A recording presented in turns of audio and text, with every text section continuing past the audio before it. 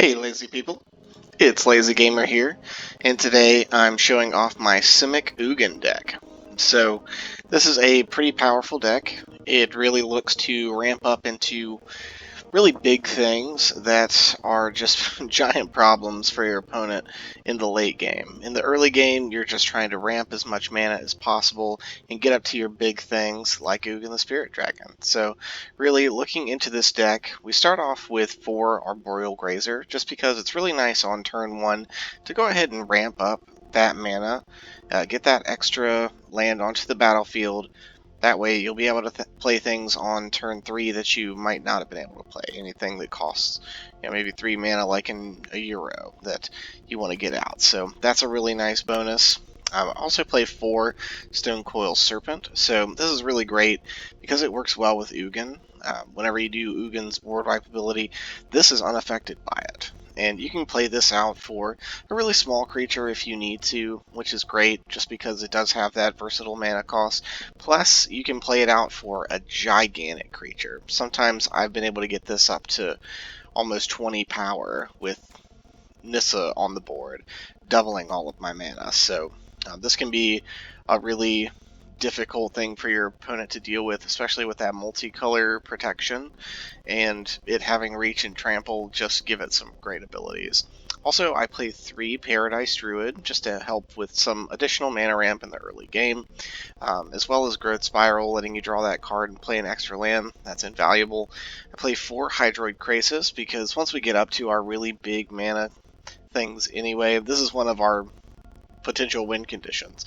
Not only can it become a really big flying body on the battlefield, but drawing you that life, or drawing you those cards, getting you that extra life, that's perfect.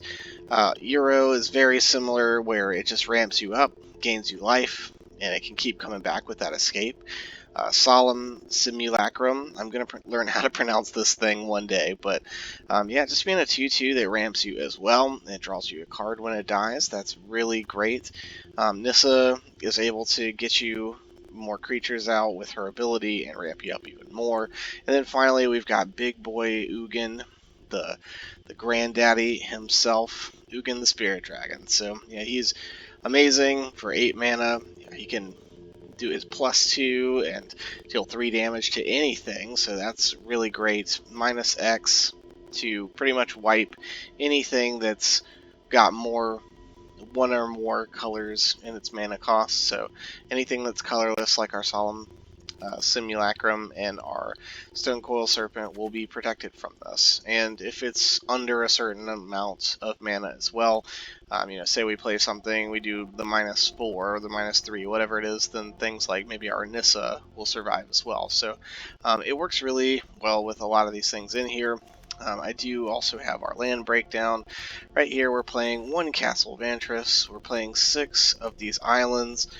We're doing 1 of the Castle Garenbrig as well, just because it can help you with your Stonecoil Serpent and your Hydroid Krasis, ramping up with them.